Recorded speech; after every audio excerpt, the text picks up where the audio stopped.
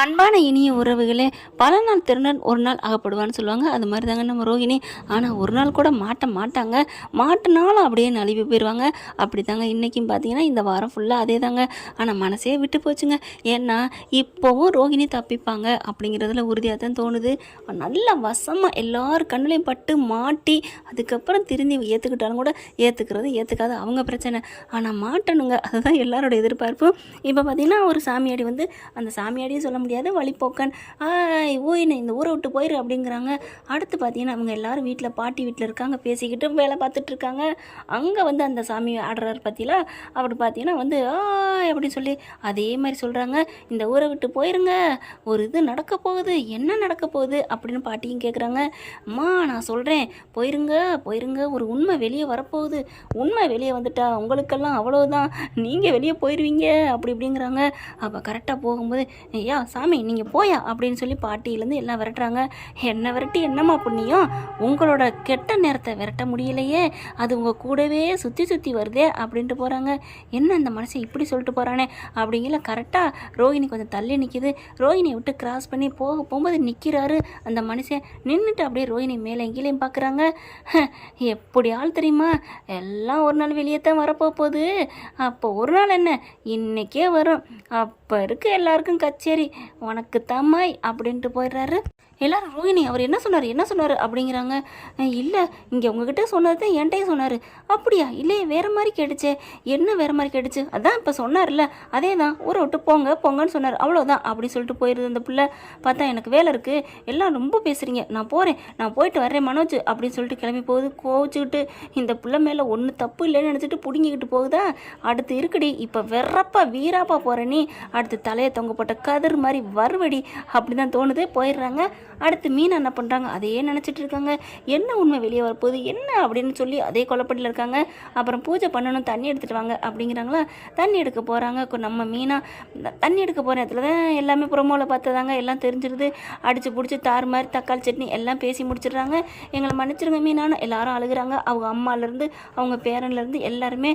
அதுக்கப்புறம் இங்கே பார், நானா எதுவும் சொல்ல மாட்டேன், ஆனால் இனிமேலாவது நீ திருந்தி இருந்துக்கோ, கேட்க வேண்டிய கேள்வி பூரா நாக்க பிடுங்குற மாதிரி கேட்டுறாங்க.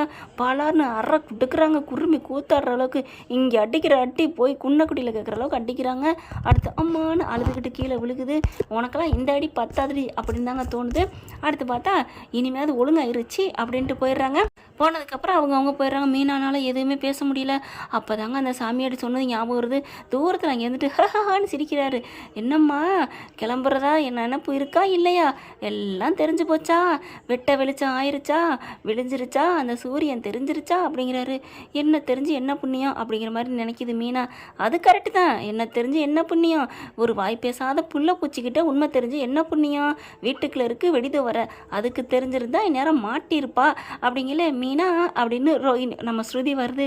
அப்படியே பார்க்குறாரு அப்படின்னு பார்க்குறாரு. இந்த பிள்ளைக்கு தெரிஞ்சிருந்தா கூட கதை கந்தலாக இருக்கும் அப்படின்ட்டு கடவுள் வந்து அப்படித்தானங்க விளையாடுறாரு, யாருக்குமே தெரியக்கூடாதுன்னு மீனாவுக்கு மட்டும் தெரிய வச்சுருக்காரு. நம்ம டைரக்டர் தான், வேற என்ன. அடுத்து பார்த்தா ஏன் மீனா ஒரு மாதிரி இருக்கீங்க அப்படின்னு ஸ்ருதி கேட்க, ஒன்றும் இல்லை அப்படின்ட்டு உள்ளர போகிறாங்க. கக்கன்னு சிரிக்கிறாரு. அவரே பார்த்துட்டு மீனா போகிறாங்க. அடுத்து பூஜை பண்ணல, எங்கப்பா உன் பொண்டாட்டி அங்கே வரலையா அப்படின்னு பாட்டி கேட்க, நான் ஃபோன் அடிக்கிறேன்னு ஃபோன் அடித்தா ஃபோன் அடிக்கிறாங்க, எடுக்கவே முடியலை. அம்மா எனக்கு எடுக்க முடியலம்மா, அடி எடுத்து பேசு, அதெல்லாம் மீனா யாருக்கிட்டே சொல்ல மாட்டா அப்படிங்கிறாங்க. ஆமாம்மா ஆண்டி ரொம்ப நல்லவங்க, நீங்கள் எடுத்து பேசுங்க அப்படின்னு சொல்ல, ஆமாம் நல்லவங்க, என்ன பண்ண போகிறான்னு தெரியல, என்னை அரைஞ்சிட்டு போயிருக்கால அப்படி இப்படின்னு கத்த, ஏண்டி நீ இன்னமும் திருந்த மாட்டியா அப்படின்னு மகேஷே ஒரு கட்டத்துக்கு மேலே பொறுத்து பொங்கி போய் கேட்குறாங்க. பின்னாடி அவள் என்ன சும்மா இருப்பான்னு நினைக்கிறியா, அதெல்லாம் சொல்லியிருக்க மாட்டான்னு நான் சொல்கிறேன்ல அப்படிங்கிறாங்க. நீ இன்னும் நம்புமா, ஏண்டி நம்பாமே அவள் இங்கேருந்து விட்டுட்டு போனா, அப்புறம் அவள் என்னை அடித்தாளா, ஏண்டி அடித்தான்னா சாதாரணமாக சொல்கிற, ஒரு விஷயம் நீ மட்டும் தெரிஞ்சிருந்தா, அதுவும் உன்னை ஆகாதுன்னு நினைக்கிறவளா இருந்து நீ உனக்கு தெரிஞ்சிருந்தா என்ன பண்ணியிருப்ப, நீ நேரம் அங்கேருந்தே கத்திருப்ப, ஃபோனை போட்டிருப்ப, எல்லாரையும் கூப்பிட்டுருப்ப, ஊரை கூப்பிட்டுருப்ப. ஆனால் அவள் இனியாவது பொய் சொல்லாமல் பொழைச்சிப்போன்னு சொல்லிட்டு விட்டுட்டு போயிருக்கா. மீனா சொன்ன மாதிரி நடந்துப்பா, நீ வாய மூடு அப்படிங்கிறாங்க. அப்படியே ஒன்றும் சொல்ல முடியல. முடியல, அடுத்து கிளம்புடி, உன் புருஷன் தான் கூப்பிட்றான்ல அப்படிங்கிறாங்க. இதை வந்துட்டே மனோஜ் அப்படின்னு சொல்லிட்டு வீட்டுக்கு வந்துடுறாங்க. வீட்டுக்கு வந்ததுக்கப்புறம் என்ன விளையாட்டு அப்படின்னு பாட்டி கேட்குறாங்க. ஒன்றும் இல்லை பாட்டி அப்படின்னு சொல்லி பயந்து நிற்கிது மீனாட்ட. மீனா பார்த்தாலே பயந்து நடுங்குது. என்ன ஒரு மாதிரியாக பம்மிக்கிட்டு வந்து நிற்கிது. என்ன பார்லரம்மா போன வேலை முடிஞ்சிருச்சா? முடிஞ்சிருச்சு முத்து அப்படியே அன்பா அப்படியே பணிவா பேச. ஐயோ எனக்கு புல்லரிக்குது, முடிஞ்சிருச்சு முத்தா?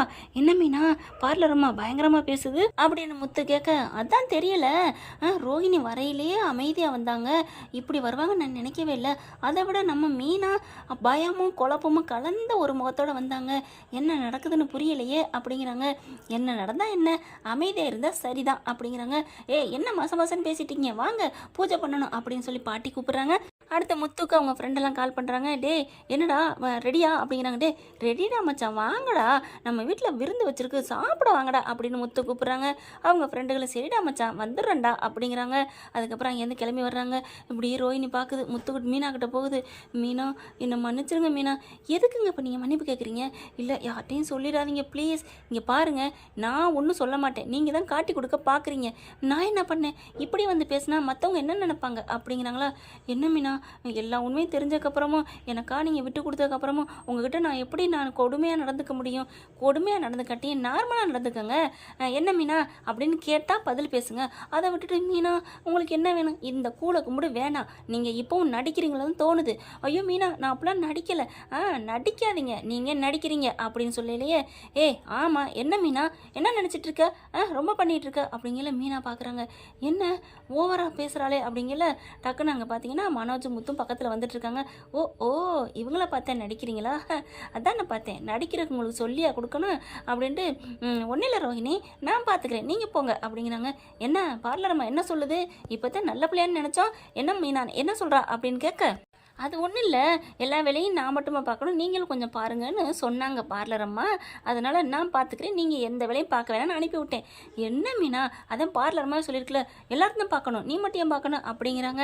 அடுத்து அவங்க ஃப்ரெண்டு வந்துடுறாங்க. ஃப்ரெண்டெல்லாம் வந்தோடனே அப்படின்னு சொல்லிட்டு வேகமாக கட்டி பிடிக்கிறாரு முத்து போய். என்ன இது சீச்சி அப்படிங்குது விஜயா. என்ன சீச்சி? அவங்க சின்ன பிள்ளையிலேருந்து முத்துவோட ஃப்ரெண்டு, தங்கமான மனசு, உன்னை மாதிரிலாம் அத்தை விடுங்க அத்தை, பேச்ச விடுங்க அப்படிங்கிறாங்க. அவங்களும் வந்துடுறாங்க. வாங்க சாமி கும்பிட்டு சாப்பிடுவோம் அப்படின்னு சொல்லிட்டு இருக்கீங்களே. ரோஹிணி இலையை எடுத்து வந்து போடுவா அப்படிங்கிறாங்க. பார்க்குறாங்க. என்னது ரோஹிணியா? யாரு? என் அண்ணன் பொண்டாட்டி தான் அப்படிங்கிறாரு. பார்லரம்மா அப்படிங்கிறாங்களா. பார்லரம்மாவா? என்ன முத்து சொல்கிறேன்? அட ஆமாம் அப்படின்னு சொல்லிட்டு காமிக்க பார்க்குறாங்க. கரெக்டாகிட்டு மீனா நிற்கிது. மீனா கொஞ்சம் தள்ளிக்கோ அப்படிங்கிற தள்ளுறாங்க. கரெக்டாக ஸ்ருதி வந்துடுது. ஐயோ ஸ்ருதியை பார்த்துட்டு இவங்க தானா அப்படிங்கிறாங்க.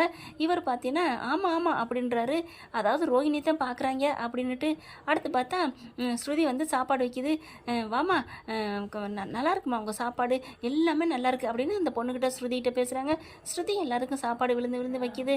அப்போ தான் பார்த்தா ஸ்ருதி வாமா இங்கே இங்கே இங்கே சாப்பாடு வை அப்படிங்கிறாங்க. டேய் என்னடா ரோஹிணின்னு சொன்னால் இப்போ என்னமோ ஸ்ருதின்னு சொல்கிற? நான் ஸ்ருதின்னு சொன்னது இவங்கள தான், ரோஹிணி சொன்னது அங்கே அப்படிங்கிற பார்த்தா அந்த பிள்ளை ரூம்குள்ளே அடைஞ்சிட்டே இருக்குது. பார்லரம்மா கூப்பிடுங்கப்பா அப்படிங்கிறாங்க. ஏன்னா அங்கனுக்குள்ளே தான் அவங்க அப்பா உட்காந்துருக்காரு. ரோஹிணி வாமா அவனை கூப்பிட்றாங்க. ஐயோ என்ன எது கூப்பிட்றாங்க அப்படின்னு யாராவது ஊருக்காரங்க வந்தால் மாட்டிக்குமேனு தானே பயந்து பம்மிக்கிட்டு இருக்கேன் அப்படின்னு வெளியில் வருது. அப்படியே தூக்கி போடுறாங்க இந்த ஃப்ரெண்டுகளுக்கு. ரோஹிணியை பார்த்தோன்னே முத்து யாரா அவங்க?